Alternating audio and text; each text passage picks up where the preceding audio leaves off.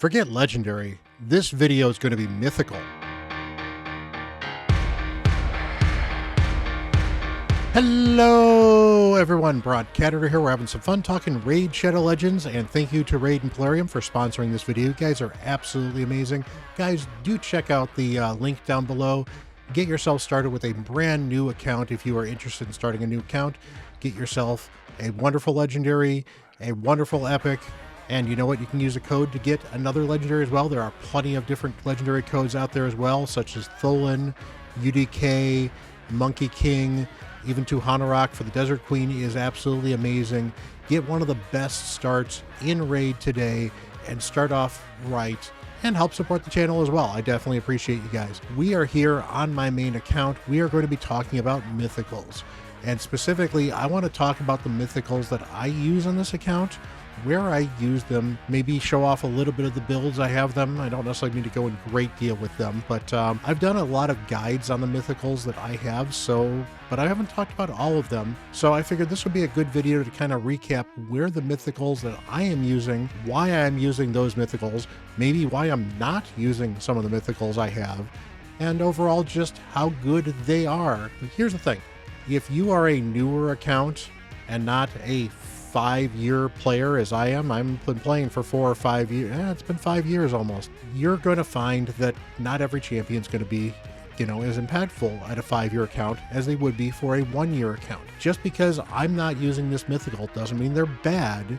It just means that they are not helpful for my account because I have other champions that do the roles that those champions are supposed to do, possibly better, or possibly just they're built in a way and the teams work better with those particular other champions. So with that said, let's go take a look at my Mythicals. So as you can see, I've got 11 Mythicals here. Of those 11 Mythicals, 3 of them are free-to-play, earnable Mythicals, and the other 8 I have pulled. As far as how many shards I have pulled, I don't know exactly how many shards I have pulled, but it is less than 400. So the fact that I have 8 Mythicals I have pulled from shards is honestly very, very impressive, particularly if you consider the fact that I went all the way to Mercy before I got my very first Mythical, or at least darn close to Mercy. It was somewhere between 206 and 208 Mythical shards before I got my very first Mythical, which was Toshiro. And then afterwards I got nice, like 3 shards later in the same 10 pull. It's actually a really cool video. I'll try to remember to link to it down below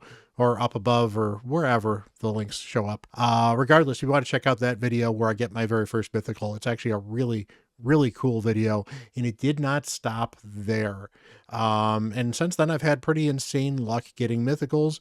It's not even always been on 2Xs. I've been eating Mythical shards, or Primal shards, as I should say, off of 2X occasionally, and I've still gotten lucky on them. This does not mean I recommend doing it for you. It does, however, mean that I don't think it's the worst idea to be pulling these shards and just waiting for the 2X only if they're going to help you get something that is guaranteed. With that said, talking about the first couple of guaranteed champions, we have Lady Mikage here. Lady Mikage transformed my account. I almost want to say more than any other Mythical I have pulled since, which is probably true. She was the second ally attacker that I ever really got. Well, that's, I guess, the third one I ever had, because I was really, really struggling for ally attackers for a long time. I only had the Fat Man for a while. I went for a guaranteed Podreg, and that became my team that got me to Fire Knight 10. But Lady Mikage made that team so much better when I was able to swap her in for Fat Man, but she has just proven to be so useful again and again and again. Now, as you can see, the build I've got for her is just kind of okay. She's got a decent amount of speed. She's got some good accuracy.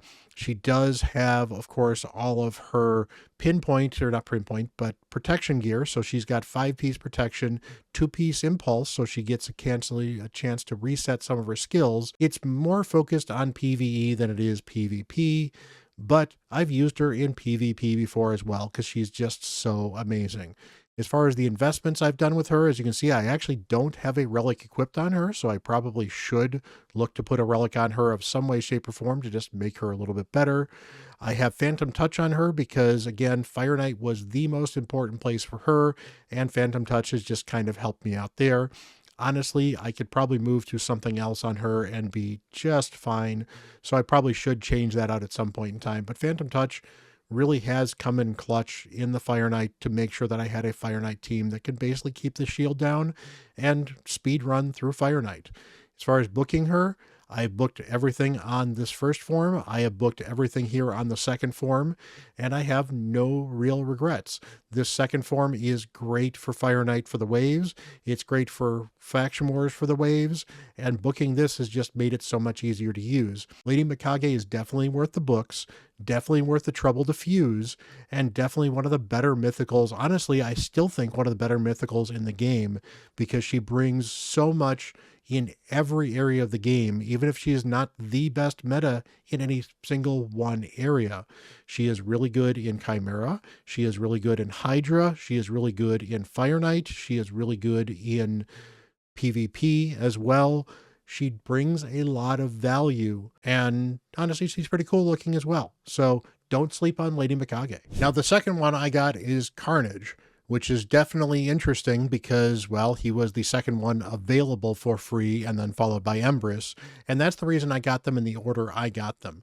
If we're talking about my free-to-play, for example, my free-to-play has only got Empress, who is a much easier one to earn than Carnage and Lady Mikage. Lady Mikage requires luck for the most part. Carnage requires you to be able to slowly but surely deal with Cursed City hard. So he is a very, very long-term champion. Probably going to get him on that account, probably 2 to 3 years into that account, just because I need to unlock so much more of hard Cursed City. But once I start, the more I continue to unlock hard Cursed City, the faster I am going to get towards getting Carnage. So with that said, Carnage, good champion. Really, really love this guy.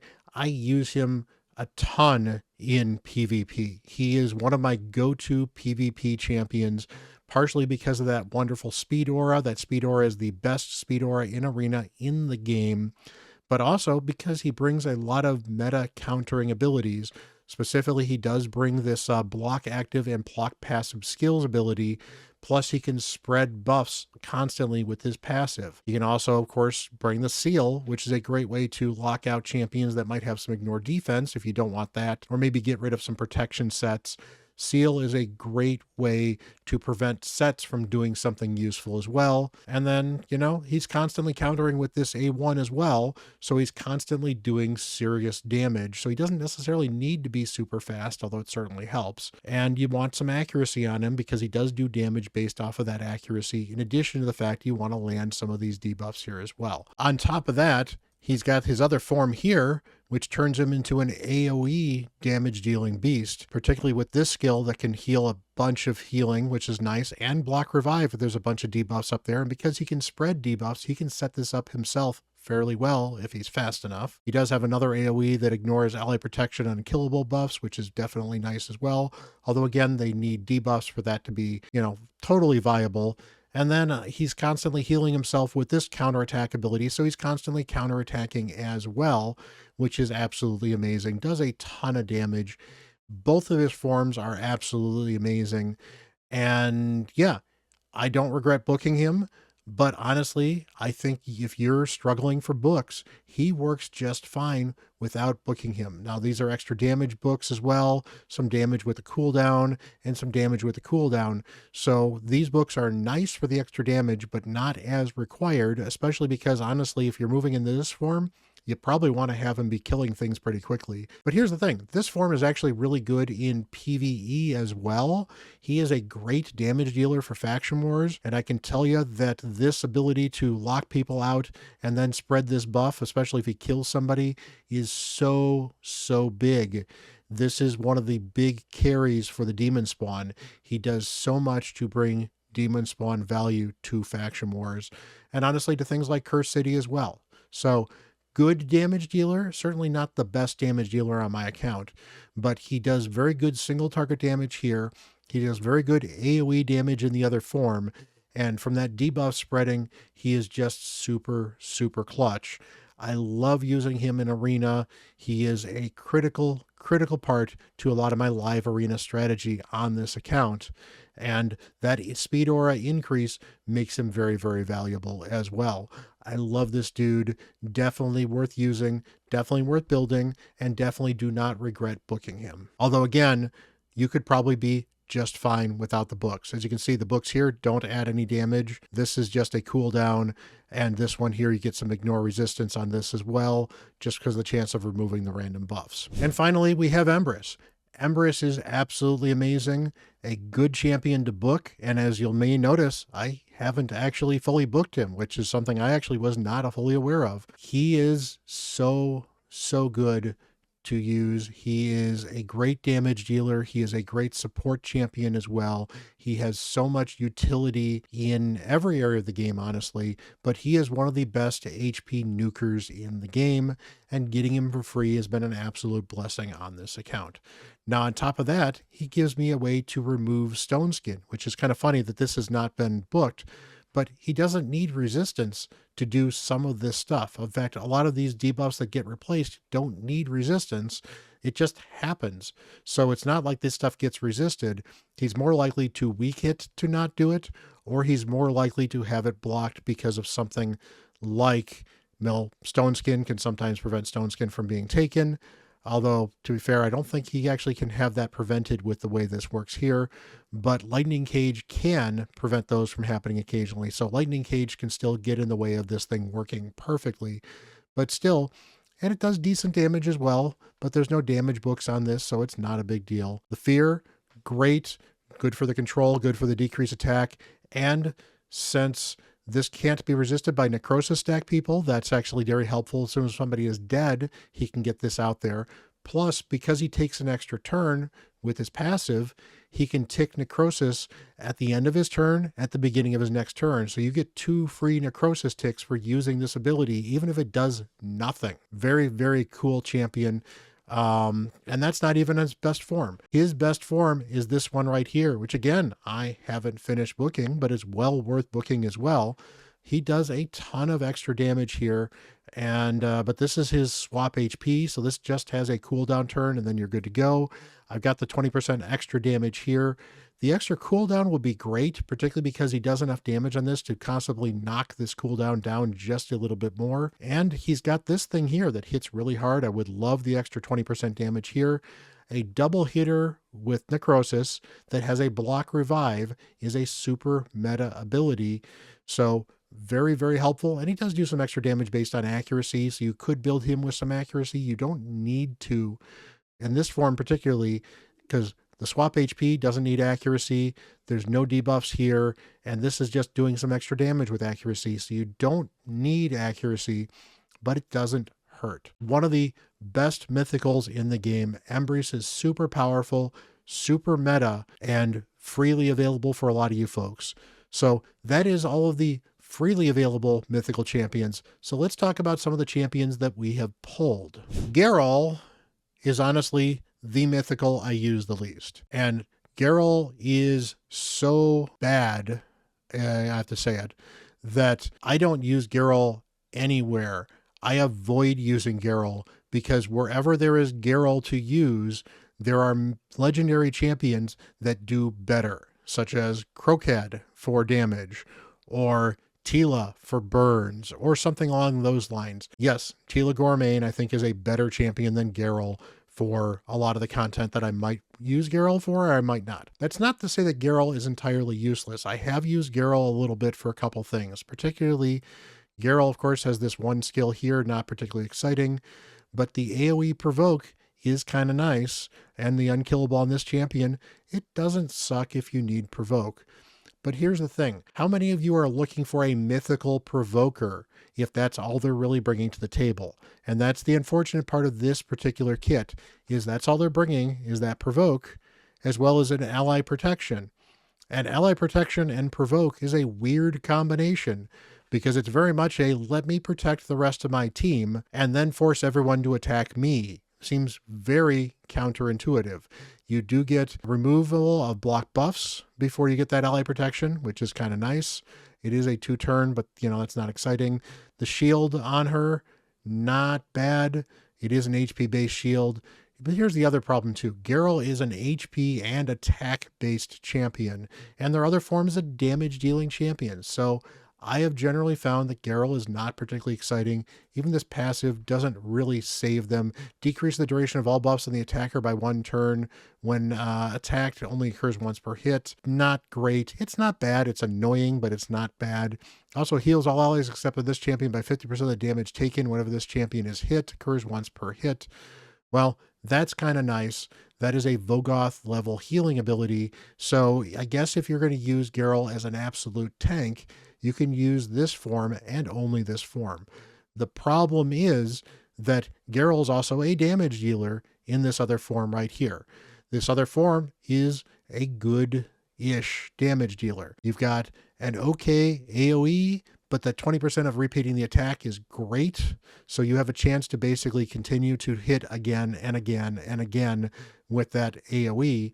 The problem is the damage is not great for an AoE, so you really need to rely on getting that extra 20% chance to do damage.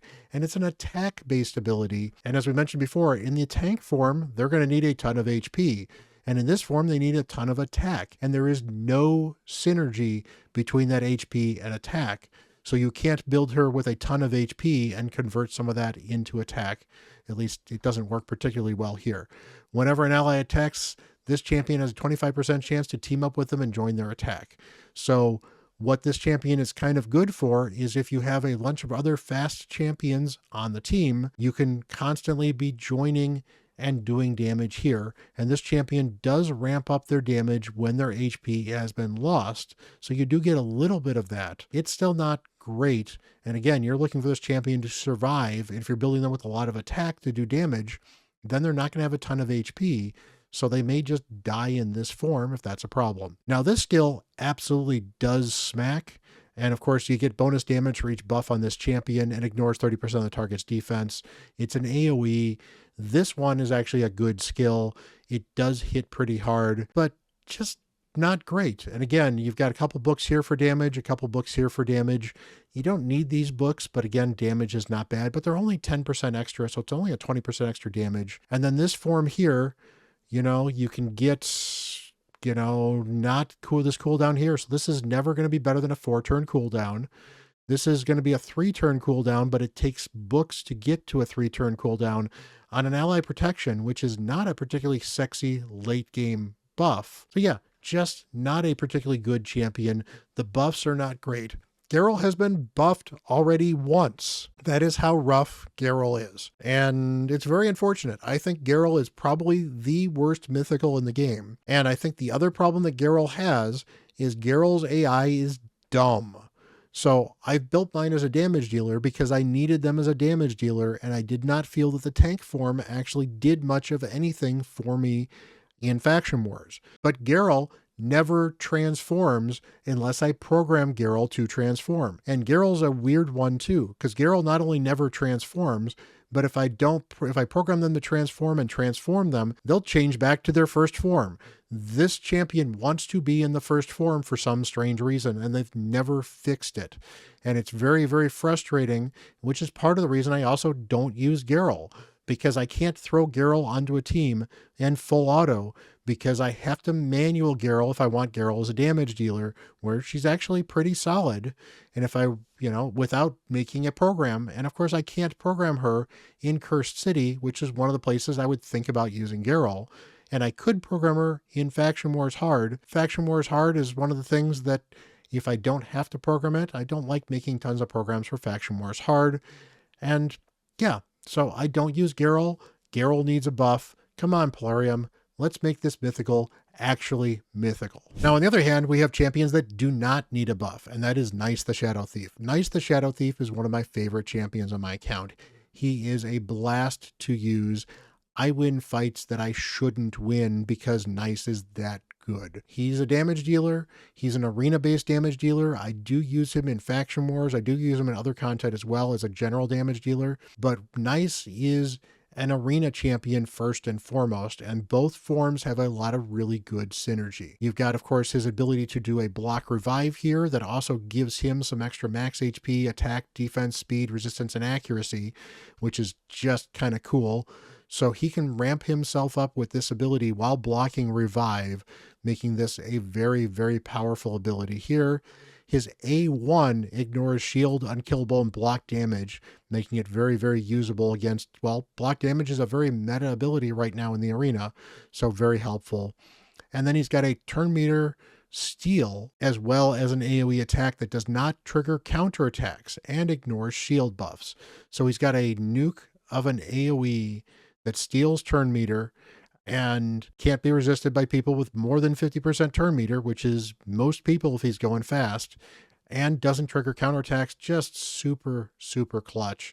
Well worth the books for the damage and the cooldown on this. Same with the damage and the cooldown on this as well. And honestly, this is worth the damage because if you can snipe somebody and get that block damage, it's great. And then, of course, we've got the other form that he transforms to if he is hit for enough damage to knock him into this form. And here you just build him with a ton of HP and a ton of crit rate and crit damage. And honestly, you want to lean in on that HP a little more than anything else, because with this passive, he's getting bonus max HP and speed and defense and resistance and accuracy for dead enemies and allies, stacking up to 100%. And since all of his stuff is based off of his HP and his pretty good multipliers, that is going to really make him wreck when he is counterattacking and doing other stuff. And then he throws a protected block damage and counterattack, throws some continuous heals up there as well with a self cleanse, meaning that you can get this up pretty reliably. This AoE absolutely slaps and sometimes does provokes or stuns. Very, very helpful for keeping him alive, reviving other people with his passive, and just in slowly but surely snowballing the other team. And then meanwhile, he's constantly countering with this A1 and healing himself. So as long as you don't have somebody that can ignore block damage, he is super, super powerful. And even if somebody does ignore block damage, he's going to have so much HP that it's going to be very, very difficult to actually keep him down. And not to mention that the other form has all the extra stats he's getting as well from his A3. One of the best PvP champions in the game. He has counters, he has ways to get around him, but he is so, so clutch that even a poorly built Nice will transform your arena account. And a well-built Nice can make you a contender in any high-end arena content. Lazarus is a lot of fun. He has so much flexible use. I think he is one of the better just general play mythicals. He's above average at everything, which makes him very, very useful. And the first form here, he is more of a support-based champion. He has a passive revive every 3 turns, which is great. So you don't even necessarily need a reviver on the team with him as long as you can keep him alive. He's got some damage mitigation with the number of attack. So you can build him with high attack and you still get some of that damage mitigation, which is very, very clutch in keeping him alive. He's got the turn meter decrease and increase attack and strengthen on everybody, keeps everyone alive, keeps the turn meter moving, prevents the other team from taking some turns, and gives you some extra damage on your attack-based damage dealers, which, to be fair, he is one. Passive is going to keep him veiled as well, which is definitely very helpful. And then he's got this buff strip and block debuffs and putting block buffs on everyone afterwards after he hits with this. This can do some decent damage if you build him for damage as well. And then finally, a shield on the lowest ally. Shield's proportional to this champion's attack. So again, having attack on him, very, very helpful in this form, even if it's not his nuking form. And of course, we transfer over to this other form here as well, where this is his nuking form here. His A1 is increasing his attack and decreasing the enemy's attack or defense, depending on whatever type they are. And does not work against support champions, unfortunately. Doesn't work against bosses either. But hey, decreasing their defense or attack, very, very helpful. Got an AoE here that ignores shield and increased defense buffs, removes all debuffs from this champion first, and then increase the damage he does. So it's a cleanse for him that then does a ton of debuffs. So this is useful against somebody like Marius, who might put a weaken on him. Well, he can remove the weaken and do his big nuke, and it actually powers up the damage he does. And of course, he gets, damage from enemies that are alive instead if he doesn't remove any debuffs. So you are guaranteed at least a 15% damage increase in this one. And you could be as easily as high as 45% for having 3 extra allies in arena, or who knows how many debuffs you could be cleansing before you're doing this. So that is very, very clutch. And then he's got a big nuke here that does ignores ally protection, strengthen, and shield, and ignores 30% of the defense, and steals turn meter before it happens. Cannot be resisted as well. You're still going to have a ton of accuracy on him because he does a bunch of other stuff in the other form that requires accuracy. But he is a good champion, does a bunch of damage.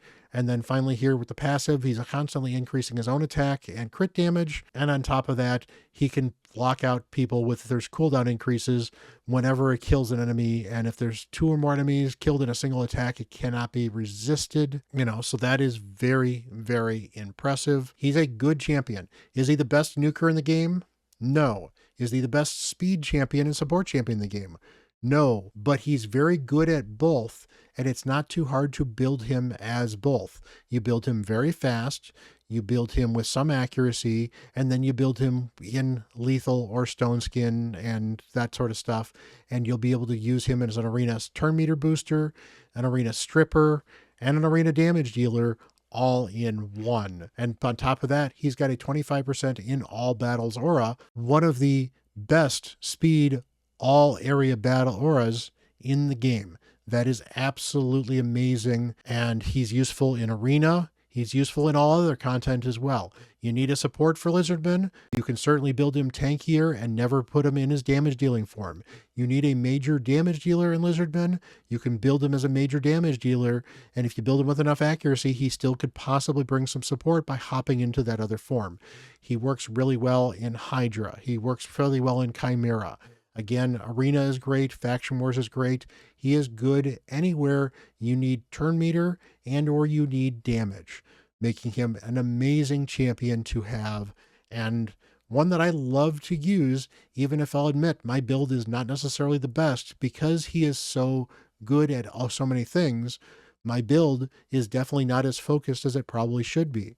And that means that he's not the damage dealer he probably could be, and he's not the support that he probably could be. He's a little bit of both.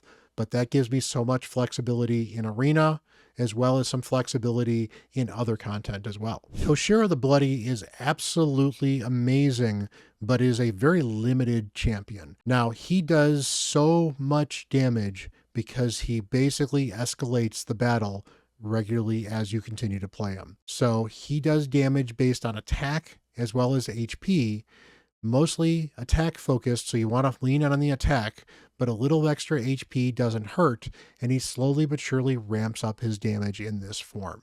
And this is the form that makes him an absolute beast. And that's probably where Toshiro has unfortunately been let down a little bit, is his other form honestly needs a little bit of a buff. So his other form here does okay-ish damage, but not great. But what he gives you is the decreased speed and leech. A lot of his stuff predicates around leech. And then he's got a chunky heal here, to be fair. This is actually a fairly good heal with an attack that does some okay damage. And his passive here doubles the amount of healing this champion receives when attacking enemies under leech. So he gets a bunch of extra healing from the leech as well. So this is a good form to keep him alive, which can be very, very helpful. Also decreases the damage taken to enemies under leech debuff by 50%. So he takes less damage from enemies under leech as well. And then finally, his A1 is an AoE, which is kind of nice.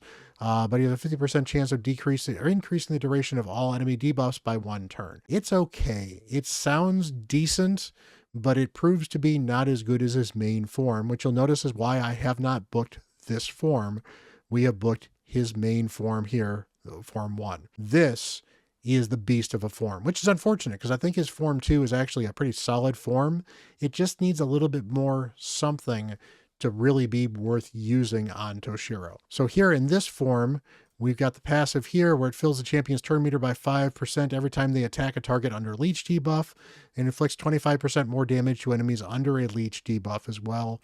We've got this ability here, places an extra hit on somebody under 2 or more debuffs, and since he puts 2 debuffs up, he does that extra hit most of the time. This hits really, really hard. But so does this ability. 4 times at random, each hit has increased the champion's attack and HP by 5%, stacking up to 100%. If they're under leech, it's a 10% increase instead. So he basically can double the damage he does by increasing his attack by double and his HP by double, while also making him incredibly tanky. And then the damage is increased by this skill by 15% for each lead debuff on the enemy team. So this can be up to, in Hydra, for example, 60% in Hydra. It's only 15% in Chimera, but it's 75% against waves as well. This is a huge damage escalation, and of course you're constantly getting this extra attack and HP, and this stuff stacks across rounds, so if you power him up in the first round before you get to a boss, he will be powered up by the time he gets to that boss with a huge amount of attack and max HP. And then finally, his A1, which is also a beast of a damage dealing A1, has a 50% chance of attacking another enemy if they are under the leech debuff. So he can A1 and effectively AoE everybody that has leech on them in addition to the person he is targeting. So you actually would target somebody that doesn't have leech in order to attack the other champions that do have leech, and it puts perfect veil on him as well, keeping him alive, making him, resistant to fears, for example, in Hydra. He works very, very well with a Mikage, because Mikage is going to constantly have him attack, and then he does a bunch of extra attacks as well, and he is a great damage dealer to pair with Mikage, which is why he's one of the best damage dealers in Hydra. Now here's the thing, he has been power crept as far as who can do more damage than him. There are several champions that can out damage him in Hydra, but he is one of the easiest high damage champions to set up. The only thing you do need to make sure that he is doing a ton of damage is you do need a high level soul for him. And that's one of the things you're going to find with a lot of these mythicals. High level souls make these champions work better. That's actually one of the few disappointing things about Geralt. I've got a level 5 soul on Geralt, and I still can't make Geralt work, which is very unfortunate. On the other hand, Toshiro with a 3-star soul gives me a bunch of HP and a bunch of attack and a decent Nature's Wrath. But getting the 4th star would give me a ton of crit damage.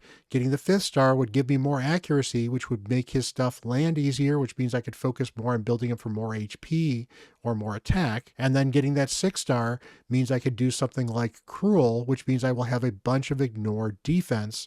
And so much damage gets added from having cruelty at 6 stars on a Toshiro. Now, Ophidius is one of these champions that gets a bad rap as a champion. He needed a buff when he first came out, and he got that buff. He is very, very good, highly functional, and does a ton of damage. I have mine built as a damage dealer because as a damage dealer, he's one of the best damage dealers in the Dark Elves faction. He can one-shot waves with decreased defense and weaken pretty consistently at stage 13 and 14.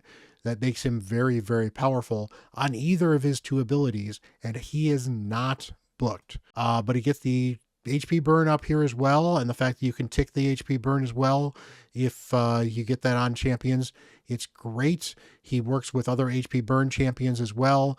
I really wish that this was a 3-turn burn instead of 2, because it would be nice for him to be able to tick his own burns off occasionally, but he doesn't quite do that. Meanwhile, this gives him increased attack, which is definitely very helpful.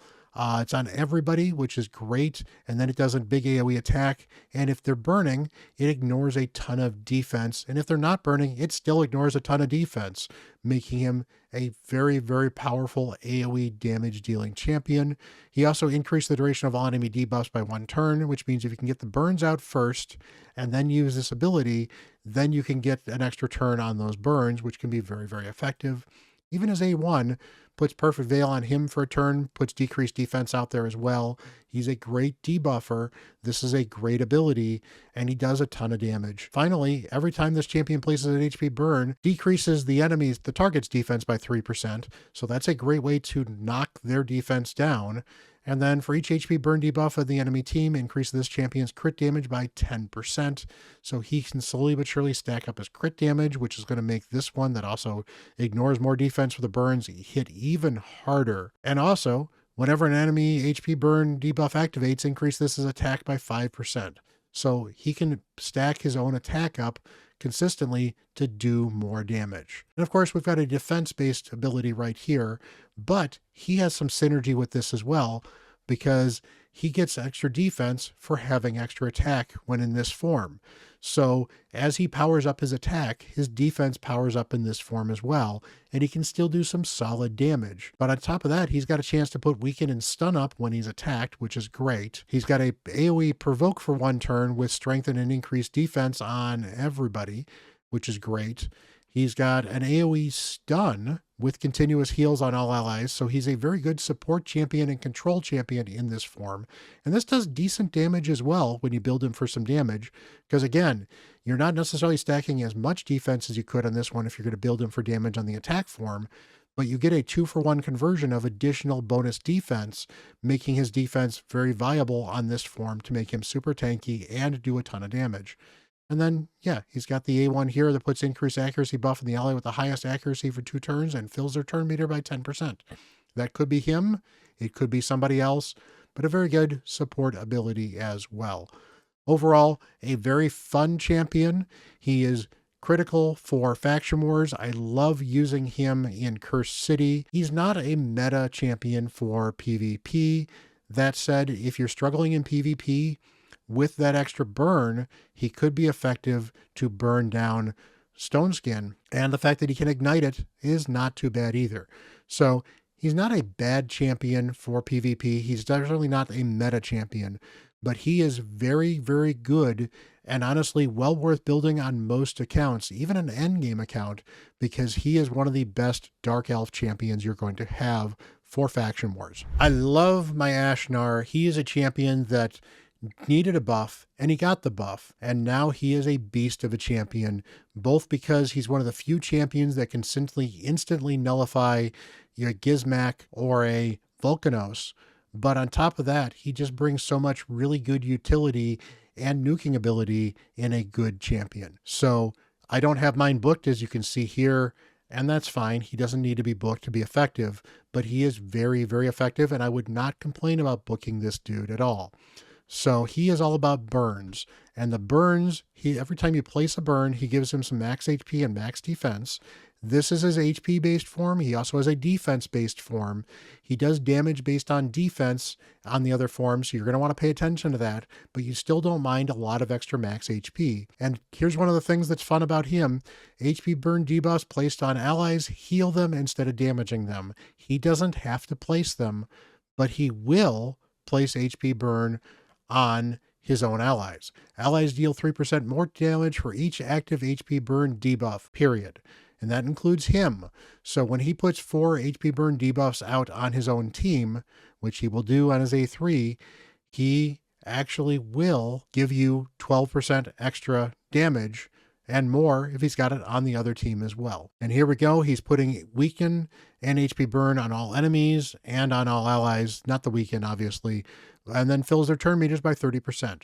A very useful skill to have. That turn meter fill is clutch in faction wars, can be very, very good in arena. The burns can be a great way to burn through some stone skin, especially if you have other ways to ignite those burns to follow up with him as well. He's also got this activation HP here where he'll activate HP burns on all enemies, and if it's activated, decreases the resistance permanently. Whenever a buff is activated by an ally, it increases their resistance up to 100. So you're slowly but surely swinging resistance around to be favorable to you and disfavorable for the enemy team. He also fills the turn meter of all allies by 5% for each HP burn debuff activated on enemies. He activates them on allies as well, healing all your allies as well, which is great. Finally, the A1 here is a triple hitter. Each hit has a 100% chance of increasing HP burn, but a 50% chance of increasing everything else as well. So basically, if it increases everything else, he doesn't get this second activation. Otherwise, he just gets HP burn increases. So this means you could get an HP burn debuff that could last for 5 turns because he just triple increased it, but it could be a bunch of things lasting for a long time. And remember, this is going to work on anything that is not a CC debuff. So this actually does include things like block active skills and block passives. Very, very clutch ability, very usable in all kinds of areas of the game. And then, of course, we transform into his nuking form here, which is a defense-based damage dealer as well. Again, HP burn debuffs are going to be healing people on this one. He gets extra HP and defense off of this one. All champion skills will ignore 20% of the enemy's defense if they are under HP burn debuff. Very, very good as well. And then he's got a big AoE nuke here that also puts a provoke up. And then he's got a single target one that provides debuff spread and then does a double AoE attack afterwards and increases the duration of all debuffs on all enemies. So you can hit somebody, spread a bunch of burns, spread your decreased defense and whatever else, and then come in and do a second hit on that one champion and then hit everybody else as well. Ignores a ton of defense. He hits really, really hard. Very, very clutch. And then he can put decreased defense up occasionally as well and has a chance of repeating this as well. So he can do quad hits occasionally, be very useful for Fire Knight. He is really useful in almost every area of the game. He's not the most meta arena champion, but he's a very good arena champion. He's part of the reason I don't use Geralt, because Ashnar is just so much better. And the rest of the team, I don't need a second mythical in the team.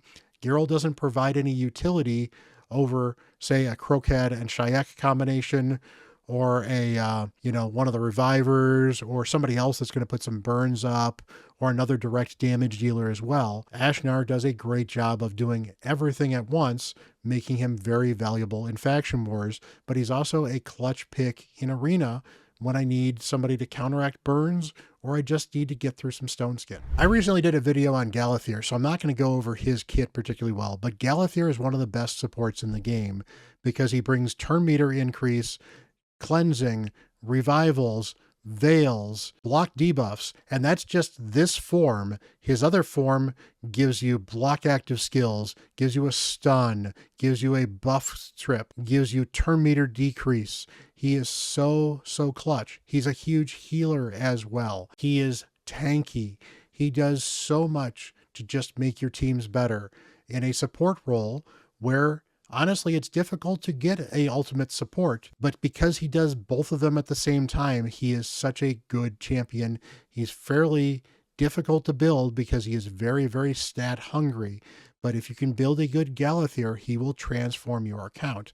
And he has been so much fun to use in a lot of content already. He's been helpful in my Faction Wars teams, but he's been so clutch in my live arena teams, giving me so many more options when I used to struggle to figure out how I was going to deal with speed, or if I didn't have enough speed, how I was going to deal with the enemy team.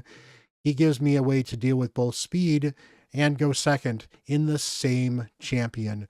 Super clutch. Absolutely amazing. Go check out my video on Star Sage Galathir if you're looking to see how good he is. And to be fair, in that video, I lost a lot of fights while using him, but it was definitely not Star Sage Galathir's fault. Sometimes you just bite off a little more than you can chew with an account. And finally, we have Frolny.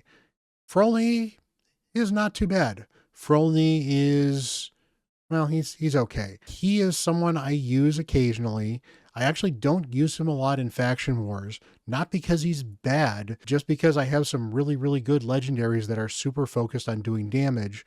And as a result, I have found that I haven't had the need for a Frolny as much as the other folks, partially because, well, see, I can actually booked him up here. I actually kind of regret that because I think I'd rather have those books in Galathir at the moment. But honestly, his second form is just kind of lackluster as well. So Frolny is a good champion, but he's not absolutely amazing. He's got the single target here, ignores 5% of the defense for each buff on this champion. He's got the single target here that steals 2 buffs from the enemy target, cannot be resisted, so you don't need a lot of accuracy on him. He repeats this once, if that's including the steal, so he can steal a bunch of buffs with this ability if it's critical, so you want to make sure it's critical. And then he's got a pretty solid AoE here, and if he's got high max HP, he does a bunch of extra damage with this one as well, making him very effective as an HP-based nuker. And then finally, he gets extra crit damage for extra HP, so you can build him with more HP than crit damage and get the extra crit damage as well. And then he increases champion's max HP by 20% and speed by 20 whenever this champion kills an enemy. So basically, round by round, he gets stronger as the round gets longer. Unfortunately, this does not work well against Hydra because that does not count as an enemy kill. Go into the other form here as well. This is a defense-based damage dealer, and he's not a great damage dealer as well. He's got the A1 here. Each hit increases this champion's defense by 5. Not too bad. You got an A1 here, attacks one enemy, heals this champion by 50% of their max HP, balances the HP of all allies. The HP of all allies would brought up to the level of the highest HP. That's actually really, really good because it heals him first, and he's going to have a ton of max HP because you're going to build him for a ton of max HP for the other form. He's probably the one that's going to get balanced with everybody else, which is fine. And then he's got ally protection here. Ally protection, fine. Not something you're really looking for on Mythicals, but it does put unkillable on him. And then there's a shield on all allies with less than 50% of HP. The problem is this really should just be a put the shield up on all allies as well, not make this conditional. There's no reason to make this a conditional shield. Just seems kind of silly, particularly because it's probably not going to work on him, and he's the one that could use the shield with that ally protection. And then when attacked, reflects 80% of the damage this champion receives back at the attacker. That can be kind of cool. This can be useful for some siege builds as well. But outside of siege, not a particularly exciting ability, not something you're really looking for. And debuffs placed on this champion decrease the producer's accuracy by 10%. That is also pretty cool, should eventually lock people out. This is a long-term battle champion, and this is not a form I want to keep him in long-term for the most part, particularly because he is a defense-based champion in this thing where these seem to be kind of HP-based abilities as well. Is he usable? Yeah, I've used him occasionally. I've used him in Siege a couple times because sometimes having that irresistible debuff steal is actually really, really critical. He's usable in sections where I have very limited use champions I can use. He does have double hitters or chances to repeat some of this stuff as well, making him very highly functional for that content. But yeah, he is certainly one of the lesser Mythicals, but he is not on the Geralt level of just bad, and legendaries are ultimately significantly better at him. There's a bunch of really good dwarven legendaries, and as a result, his mythical value is not as high as it would be in a faction where, say, there's not as many good legendaries like dwarves. There you have my mythical collection on my main account. You know, I've gotten kind of lucky with Mythicals, the fact that I've mostly gotten some of the good ones. They've not all been bangers. As you can see, Geralt is not super exciting. Frolny is okay. Yeah, to be fair, when I say Frolny is okay, I think Frolny is actually underrated and is better than a lot of people think he is. I think a lot of people still think that his pre-buff state, where he was absolute trash, and now he's just kind of okay. He's a decent mythical. He's usable in some content. He's just not necessarily the mythical I am excited to use compared to a lot of the other mythicals that I have. But, you know, still a pretty solid champion. Geralt is really the only mythical that I just cannot really find a good use for. You know, and to be fair, maybe I just haven't found a good build for Geralt. Maybe I need to invest in Geralt with some top-end gear rather than just kind of the mid-gear that I've been putting on Geralt. But at the same time, Ashnar fills that mythical slot much better and does a lot more for me in that particular faction. Geralt just really doesn't do enough to make me feel like I need to use that champion. And honestly, any content. There are generally legendaries that are going to do the job that Geralt does better as a damage dealer or better as a support, which is very unfortunate. So, hey guys, let me know, what are some of your favorite mythicals and where do you use them? I would love to hear about them. You know, you guys are absolutely amazing. Appreciate all the support, all the love. Thank you for Raid for sponsoring this video. You guys are absolutely amazing. Hit that like button and hit that subscribe button because I love doing deep breakdowns of all kinds of things. And I thought this would be a fun video to do. Appreciate you guys hanging in for this long video here. Much love, everyone. Until the next video, I am Bront, CatHerder.